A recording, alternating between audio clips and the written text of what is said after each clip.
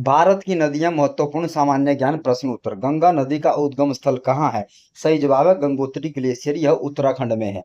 गंगा नदी में देवप्रयाग में कौन सी नदियां मिलती है? सही जवाब है भागीरथी और अलकनंदा मिलकर गंगा नदी को बनाती है।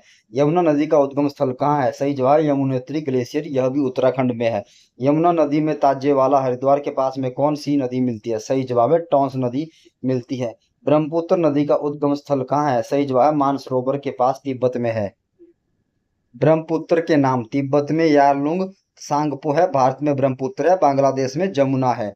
गंगा की सहायक नदी नहीं है यमुना, यमुना स्वयं गंगा की मुख्य सहायक नदी है। दक्षिण की गंगा किसे कहा जाता है? गोदावरी। नर्मदा नदी किस दिशा में बहती है?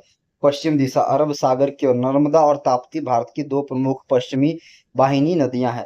भारत की सबसे लंबी नदी कौन सी है? सही जवाब गंगा नदी, 2525 किलोमीटर। भारत की दूसरी सबसे लंबी नदी कौन सी है? सही जवाब गोदावरी नदी, जो कि 1465 किलोमीटर है। सोन नदी का उद्गम स्थल कहाँ है? सही जवाब है अमरकंटक, मध्य प्रदेश। लूनी नदी किस राज्य में बहती है? सही जवाब है राजस्थान, यह एक अंतर्वाही नदी है।